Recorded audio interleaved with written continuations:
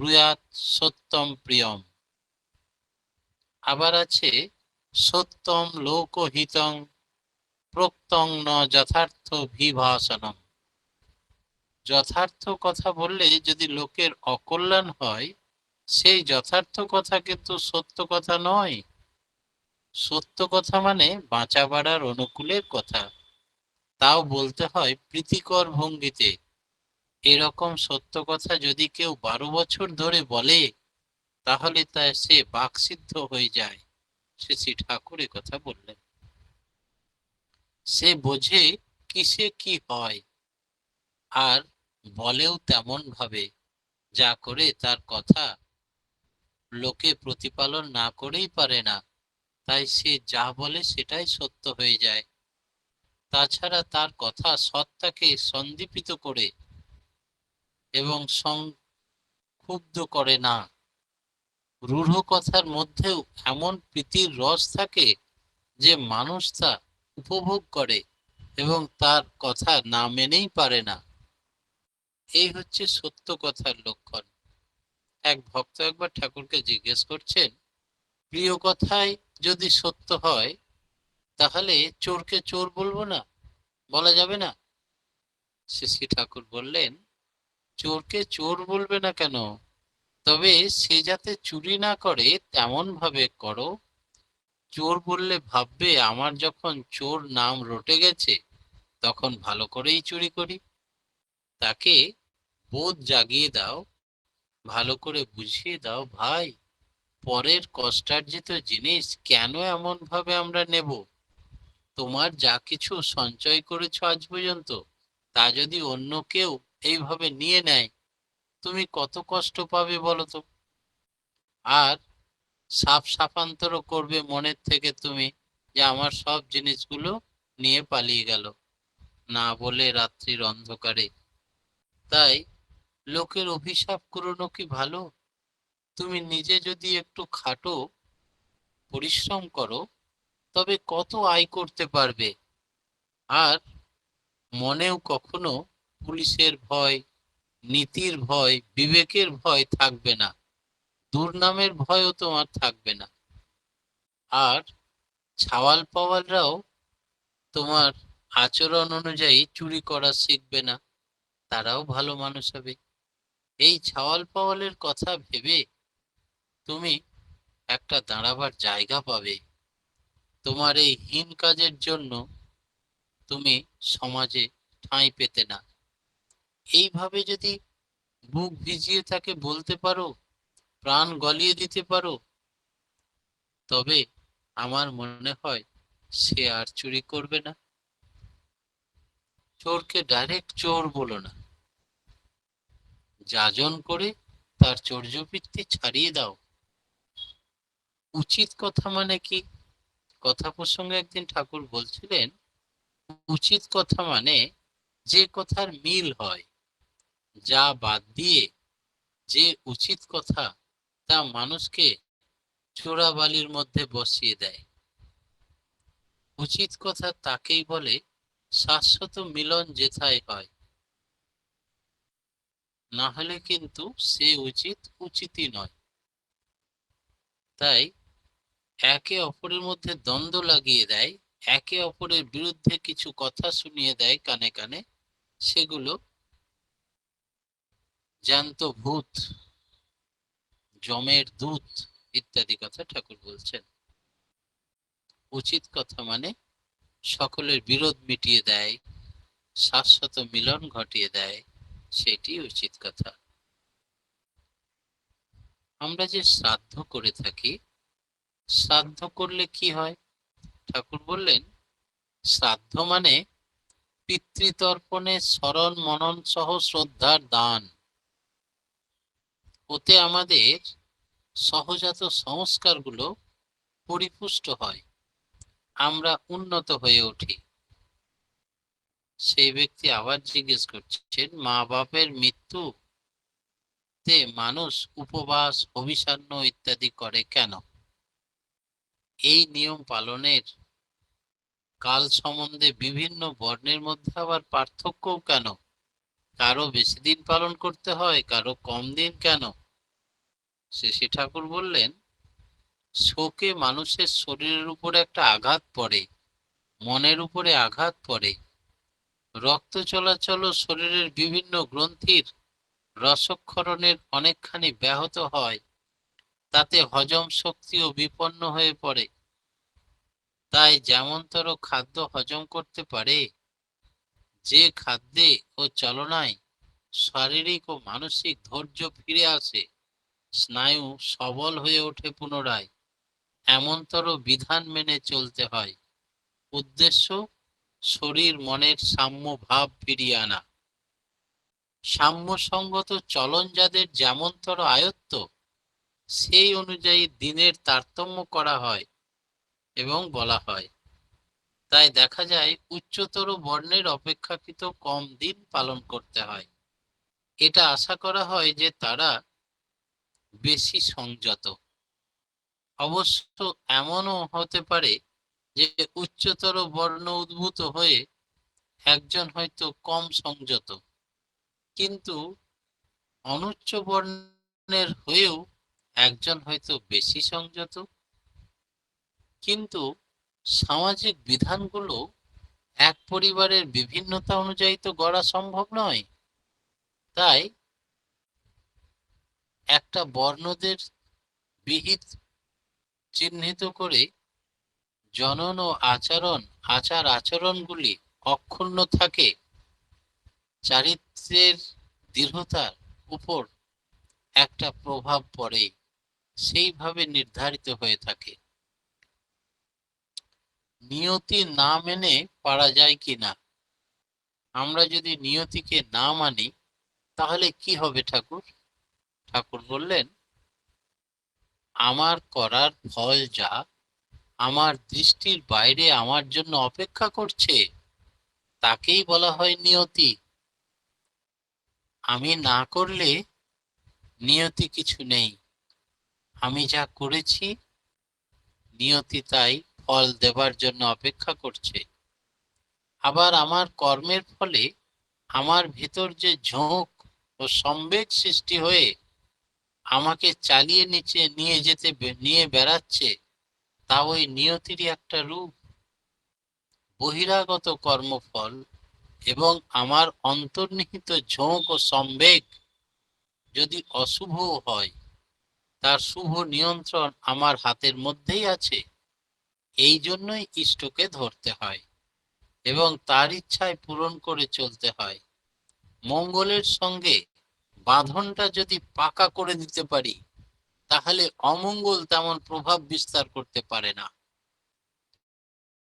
টাকায় পীড়িত না হয়ে নারায়ণের সঙ্গে যদি পীড়িত হয়, টাকার পীড়িতি কম করে দাও, নারায়ণের সঙ্গে পীড়িতি বাড়িয়ে দাও, মা লক্ষ্মী তোমার এসে হাঁটু গেড়ে তোমার ঘরে বসে থাকবেন আর বলবেন, নে নে নে, কি নিবি নে। মনে ও কর্মে সম্পদশালী হও, এর ভিতর দিয়ে সমস্ত সম্পদের অধিকারী হয়ে উঠবে তুমি। হ্যাবিট মানে কি জানো? অভ্যাস। বিহেভিয়ার বলতে বুঝি to be and to have, হয়ে ওঠো। তাই প্রথমে স্বর্গরাজ্যের অনুসন্ধান করো, তারপরে সবকিছুই পাবে। অর্থ তোমাকে স্বর্গরাজ্যে পৌঁছে দিতে পারবে না, নারায়ণ লক্ষ্মী তোমার স্বর্গরাজ্যে পৌঁছে দিতে পারবেন। তবে কার প্রতি প্রেম বাড়াবে? ভগবানের এত পার্থক্য সৃষ্টি করলেন কেন পৃথিবীতে? শ্রী ঠাকুর বললেন, পার্থক্য না থাকলে কেউ কাউকে অনুভবই করতে পারতাম না। কেবল আমিই যদি থাকি, আমার ছাড়া যদি কিছুই না থাকে, তাহলে আমি থাকতে পারবো না, থাকলেও তা বোধ করতে পারবো না। তাই স্বাতন্ত্র্যের প্রয়োজন আছে বই কি, না হলে অপরকে অনুভব করতে পারবো না, অনুভূতির মধ্যে ধরাই পড়বে না, সবই তো একই রকম। যে কোনো একটা মিষ্টি তুলে খেলেই হলো, সব এক টেস্ট। বৈশিষ্ট্যওয়ালা বহু সহযোগের ভিতর দিয়ে প্রত্যেকটি বিশেষ বিশেষ টেস্ট ধরতে পারা যায়। আর এই বহুত্ব আছে বলে মানুষ ঠেকে ঠকে শেখে, একক কেউ টিকতে পারে না, অনুভবও করতে পারে না।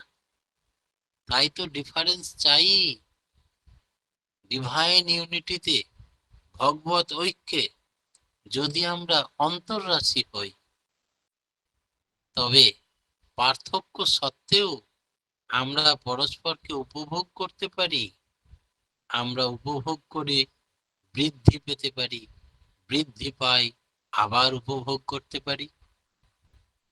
বহুত্বের মধ্যে এককে অনুভব করতে পারি, একের মধ্যে বহুত্বকে দেখতে পাই। এক বিচিত্র, এক অহম বহুস্বামী, আমি এক এবং অদ্বিতীয়। তাই প্রত্যেকই ইন্ডিভিজুয়াল, এক এবং অদ্বিতীয়। আবার একের মধ্যে বহুত্ব, বহুত্বের মধ্যে এক, কি বিচিত্র সৃষ্টি তার। আর এই নতুন নতুন অনুভব আর অনুভূতি আমি শীতলমুখী করে তোলে। ঠাকুরকে একদিন এক ভক্ত জিজ্ঞেস করছেন, প্রত্যেকটা মানুষের জীবনে কি ব্যাধি এবং মৃত্যু অবশ্যম্ভাবী, আসতেই হবে? শ্রী শ্রী ঠাকুর বললেন, না হওয়ার জন্য চেষ্টা করা লাগে, তবুও তো কিছু এসেই পড়ে। অনেকের জন্মগত রোগ প্রবণতা থাকে, আবার পরিবেশ থেকে নানা রোগ আসে। আচার আচরণ ও আহার থেকে নানা বিপত্তি ঘটে। মানসিক দুষ্টি থেকে আবার শারীরিক অসুস্থতা সৃষ্টি হয়। তাই রোগ বালাই এড়াতে গেলে অনেক দিক সামাল দিতে হয়। মোট কথা, ইষ্ট, ইন্ডিভিজুয়াল এবং পরিবেশ, এই তিনের সঙ্গতি জীবন। তাই নিজে ইষ্টানু নিখুঁত চলনায় চলে শারীরিক, মানসিক ও কায়িক সুস্থতা অর্জন করতে হয়। আবার নিজের সঙ্গে সঙ্গে পরিবেশকে যদি অমন সুস্থ করে তোলা যায়, তবে কিন্তু একলা সুস্থ থাকা যাবে না। মৃত্যুকেও যে অতিক্রম করা যায় না তা নয়, আবার মরণেরও মরণ হয়। যদি স্মৃতিবাহী চেতনা লাভ করা যায়, তবে আয়ু যে প্রভূত পরিমাণে এড়ানো যেতে পারে সে বিষয়ে সন্দেহ নাই। ধর্ম ও বিজ্ঞানের সমন্বয় যদি ঘটে, তবে আয়ু বহুল পরিমাণে বাড়ানো যেতে পারে। মৃত্যু চিন্তা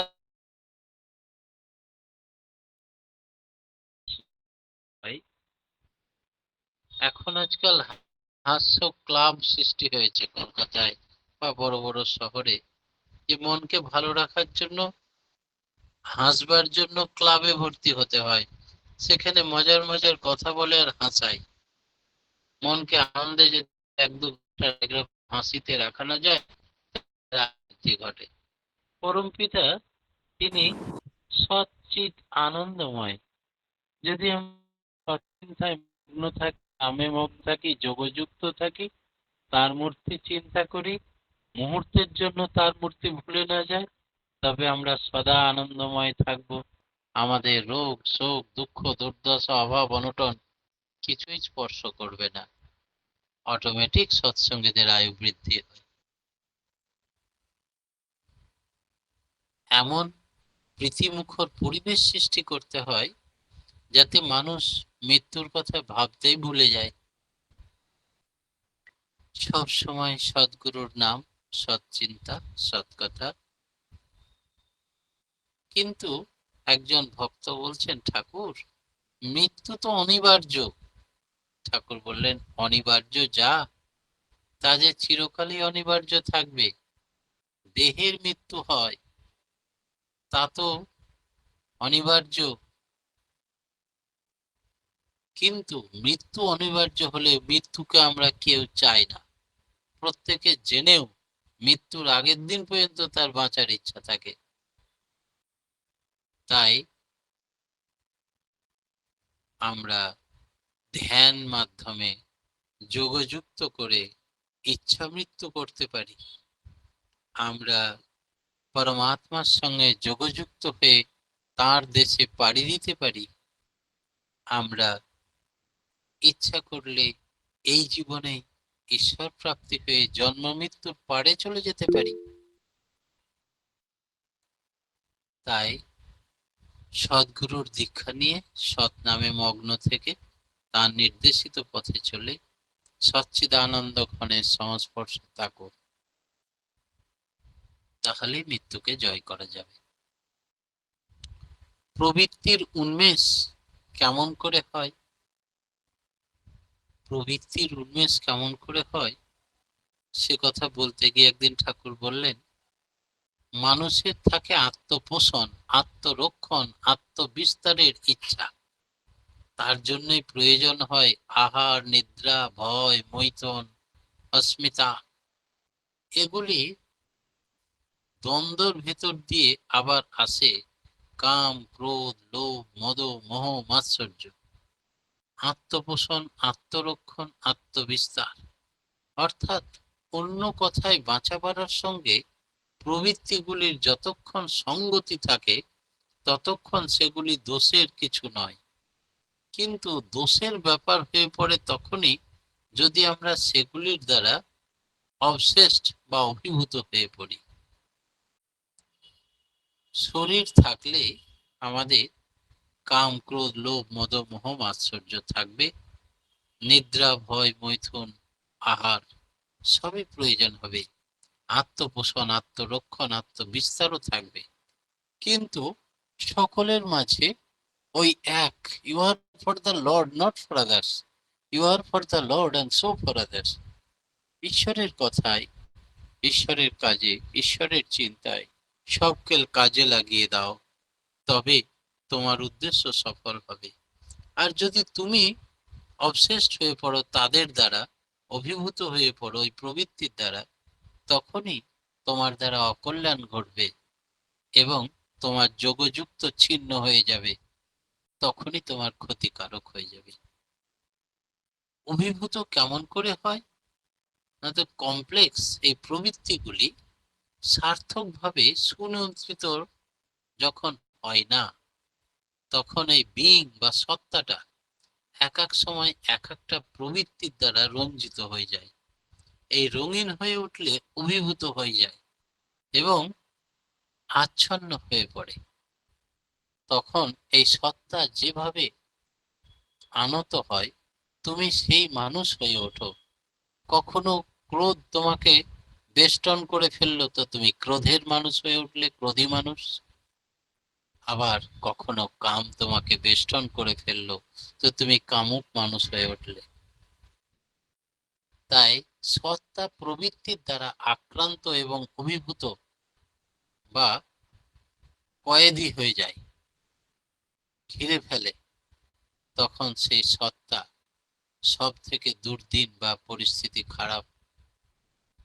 এই অভিভূত বা আক্রান্ত হলে স্পেন্সার সাহেব বলছিলেন, একজন কখনো মাতাল, আবার কখনো গেজেল, আবার কখনো উদার, বিভিন্ন রকম হয় একই লোক। প্রবৃত্তির অভিভূতি হলে তিনি নিজের উপরে আর কোনো অধিকারী তার থাকে না। এই প্রবৃত্তি আমাদের চালিয়ে নিয়ে বেড়ায়। যখন আমি ঈশ্বরের, you are for the lord, তখন তুমি ইষ্টের না হয়েই পারো না, তখন তুমি সব থেকে ভালো মানুষ। মন্দই যখন তোমাকে গ্রাস করে ফেলেছে, তখন হয়তো নিজের খেয়াল মতো পর উপকার করে বেড়াচ্ছ, ও এক এক রকমের প্রবৃত্তি তোমাকে অভিভূত করে তোমাকে তাড়িয়ে নিয়ে বেড়াচ্ছে। তাই পারিপার্শ্বিকের সংঘাতে যখন মন ভালো করতে গিয়ে মন্দ করে ফেলছো, নিজেকে কন্ট্রোলে রাখতে পারছো না, পারিপার্শ্বিকের সংঘাতে তখন মন যেন তেমনি ব্যক্তিত্ব বিচ্ছিন্ন হয়ে পড়ো ঈশ্বরের সঙ্গ থেকে। তখন প্রবৃত্তি তোমাকে উত্তেজিত করে, অসাড় করে দেয়, বোধ শক্তি হারিয়ে যায়। এই কমপ্লেক্স বা প্রবৃত্তি তখন তোমাকে পেয়ে বসে ভূতে ভূতে ধরার মতো, ঘাড়ে ধরে তোমাকে তার কাজ হাসিল করিয়ে নেয়। তাই অদীক্ষিত অবস্থায় এই ভূতের হাত থেকে আর রেহাই থাকে না। তাই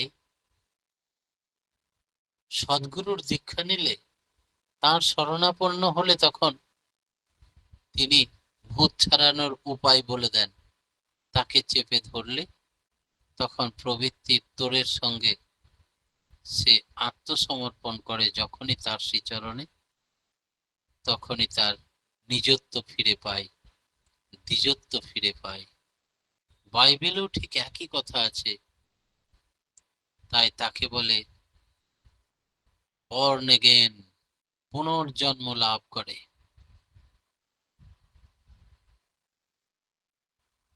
পরম প্রেমময় শ্রী ঠাকুরের রাঙারাতুল চরণে প্রতিপত্তকে সার্বিক মঙ্গল প্রার্থনা জানিয়ে আজকের মতো আমার ক্ষুদ্র বক্তব্য এখানে শেষ করলাম। জয় গুরু। জয় গুরু রাজা। আজকে আমরা খুব সুন্দর আলোচনা শুনলাম সে সত্য কি আর মিথ্যা কি। সত্য কথার মানে নিজের অস্তিত্বের পরিপোষণ, আর মিথ্যা বাঁচা বাড়ার নাশক। যে কথা বললে লোকের অকল্যাণ হয় সে কথা সত্য নয়। অপ্রিয় সত্য কথা সবসময় বলতে নেই। চোরকে সরাসরি চোর না বলে যাজনের মাধ্যমে তার চৌর্যবৃত্তি ত্যাগ করতে বলতে হবে। শাশ্বত মিলনের কথাই হচ্ছে উচিত কথা। মৃত্যু শোকে মানুষের উপর আঘাত পড়ে, শারীরিক এবং অন্য মানুষ অসুস্থ হয়, তখন তার বিধি মেনে আমাদের নিয়ম আচার করতে হবে এবং সাধ্য করতে হয়।